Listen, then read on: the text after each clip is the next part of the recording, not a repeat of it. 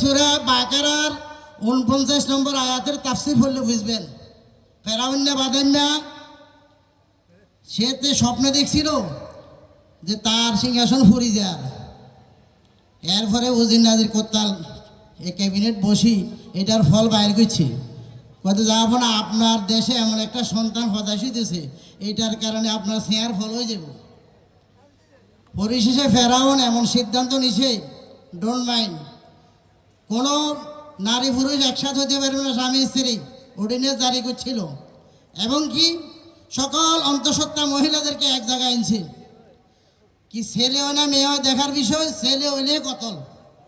ফেরাউন বাদেন না 70,000 সোনামণি মারি এনেছিল। আর এই ফেসিস্ট হাসিনা গত 17 বছর কত হাজার মারছে, এটার কোনো পরিসংখ্যান নাই। শুধু 834 জনের গেজেটে নাম আসছে, তার মধ্যে আমার ছেলের নাম আছে 811-তে।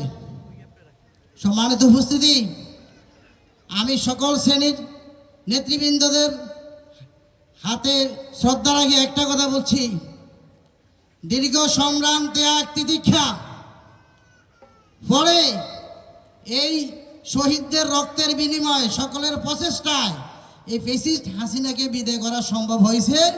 এবং জালেম এবং মজলুমের মধ্যে মাঝখানে হত্যা থাকে না।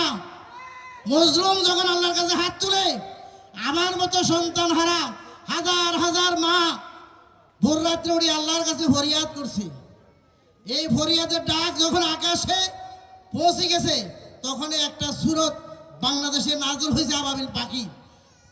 সকলের প্রচেষ্টা এই পাখির মাধ্যমে এই ফ্যাসিস্ট হাসিনাকে দূরানো সম্ভব হয়েছে। টিউবওয়েলের মাথার মতো প্রত্যেক ওয়ার্ড, ইউনিয়ন, উপজেলা, জেলা, বিভাগ, রাজধানী পর্যন্ত যেভাবে টিউবওয়েলের মাথা বসাইছিল, এটাকে প্রতিহত করা কখনো সম্ভব ছিল না। একদিকে মজলুমদের প্রচেষ্টা, আরেকদিকে আল্লাহ পাকের রহমতের কারণে এই ফ্যাসিস্টকে আমরা দৌড়াইতে পারছি। কথা লম্বা হয়ে যাচ্ছে। সর্বশেষ কথা হলো, স্বাধীনতা অর্জন করা বড় কথা না, স্বাধীনতা টিকে রাখা বড় কথা। আমি বলবো, এখন এক শ্রেণীর লোক কিছু পিস পিস করে টাকার পিছনে আল্লাহর রাস্তে হাত ধরেই শহীদদের রক্তের বিনিময়ে আজকে আমরা এখানে পরিবেশে বসতে পারছি। গোটা 17 বছর বসা সম্ভব হয় নাই। আমি দেখছি আমার এলাকায় বিএনপির নেতৃবৃন্দ তৃণমূল পর্যায়ে রাত্রে ওই দাম খেতে মশারি শুতে হয়েছে। আপনারা কেন বলি জানে গুলি, সামান্য টাকা পয়সার বিনিময়ে পেশিদেরকে সব বলবো না, কিছু কিছু লোক দেখতেছি তাদেরকে পুনর্বাসন করার চেষ্টা করতেছি। আপনারা তো বাস্তব বিএনপির সাথে গাদ্দারি করতেছেন। আমি অনুরোধ করব, স্বাধীনতা অর্জন করা বড় কথা না, স্বাধীনতা টিকে রাখা বড় কথা। সকলকে আমি অনুরোধ করব, এক মঞ্চে ঐক্যতার অটুট ভিত রাখে আগামী বাংলাদেশ আমরা যাতে গড়তে পারি। এই দেশে যাতে বাংলার এই সবুজ পতাকা পুতপুত করে ওঠে। আর বিশেষ করে এই ফ্যাসিস্ট হাসিনা 14 দলের কোনো আন্ডা বাচ্চা কেউ যেন প্রতিষ্ঠিত হতে না পারে, এটার দিকে আমাদেরকে ঐক্যবদ্ধভাবে সর্বসময় শয়নে স্বপনে চিন্তায় চেতনায় সর্ব অবস্থায় চেষ্টা করে যেতে হবে।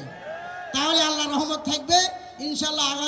আগামী দিনে বাংলাদেশ হবে একটা সুন্দর সমৃদ্ধ বাংলাদেশ, শোষণমুক্ত বাংলাদেশ এবং সুখীময় বাংলাদেশ। এই আশাবাদ ব্যক্ত করে আমার সংক্ষিপ্ত কথা এখানে শেষ করছি। সকলকে আন্তরিক